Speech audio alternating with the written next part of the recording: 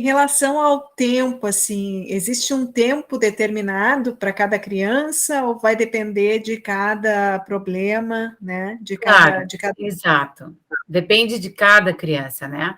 Porque pode ser uma coisa muito pontual, se é, por exemplo, um caso de comportamento. Eu tenho muitas crianças que vêm com problemas de comportamento, de ira, de frustração, de agressividade, descontrolada total, né? E nesses casos, assim, é super rápido. Porque aí, nesse caso, a gente trabalha não só com a criança, a gente trabalha com a família e aí tem toda uma mudança de hábitos em casa, porque daí a gente trabalha a forma de comunicação em casa, assim, a gente acaba totalmente com gritos, com palavras agressivas em casa, né?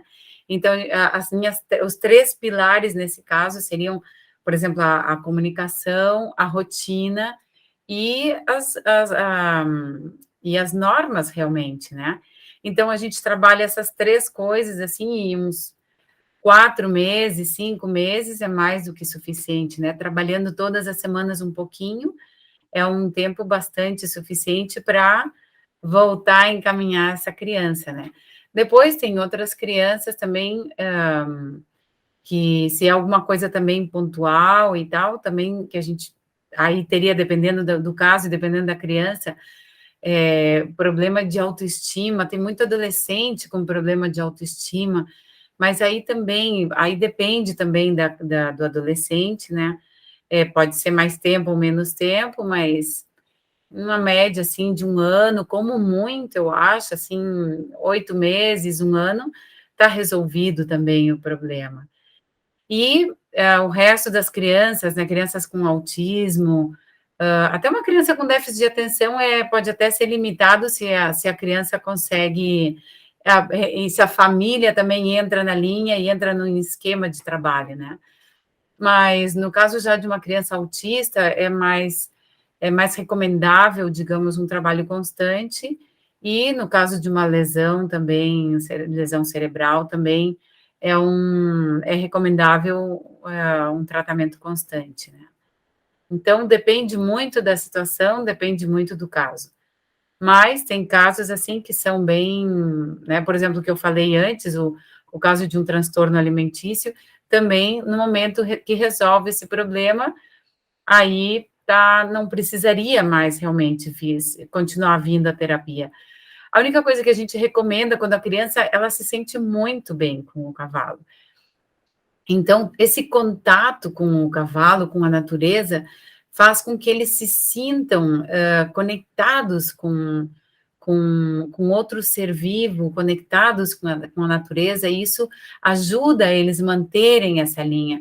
Então, o que assim a gente faz é recomendar depois eles continuarem ou bem com uma equitação normal, né, ou montando a cavalo, ou pelo menos tendo esse contato com animais, nem que seja com o cavalo do vizinho, sei lá eu, né, com pessoas conhecidas que tenham cavalos, mas continuar esse contato, né, porque é bem importante para eles. Eles se sentem cômodos, eles se sentem seguros, né, uma vez que começam esse trabalho, né. Então é bem E lindo. acontece muito, as crianças, muitas nunca subiram num cavalo, né? E como é que se dá esse envolvimento, assim? Ele é demorado? É Tem rápido? crianças que estão desejando subir, que nunca subiram e que não têm medo de nada e já querem sair galopando, se deixar, né? E são bem kamikazes, assim, né? Então, com essas crianças, a gente tem que frear o negócio e não, vamos devagarinho e tal. E aí a gente faz todo aí um processo com elas, né? Para elas entenderem que tudo tem que ser devagarinho, a gente tem que... Eu trabalho muito 2 coisas, eu sempre digo para as minhas crianças que para a gente montar a cavalo, a gente precisa só 2 coisas. A gente precisa técnica, que é saber como montar, como segurar a rédea, como parar o cavalo, né, como girar, tudo isso. Então, essa seria a parte técnica.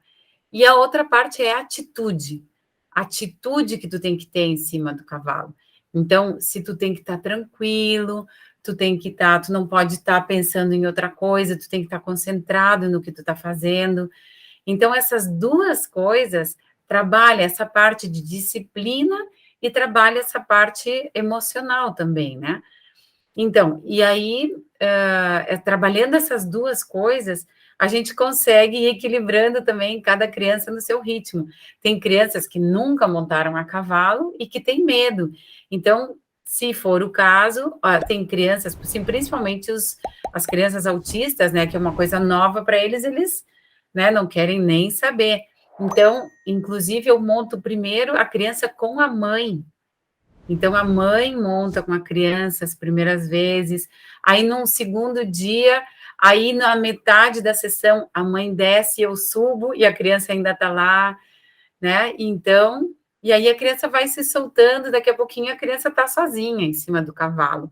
Então, é um processo, tem que ser um processo muito amoroso, muito tranquilo, ela tem que conectar muito com o cavalo, né, para ela se sentir segura, para ela ver que não tem nada, esse processo de disciplinar, assim, de escovar o cavalo, né, desse contato, assim, com o cavalo, de acariciar o cavalo, de dar comida, dar cenoura para o cavalo, tudo isso ajuda a criança a se aproximar, a confiar, né, no cavalo, né.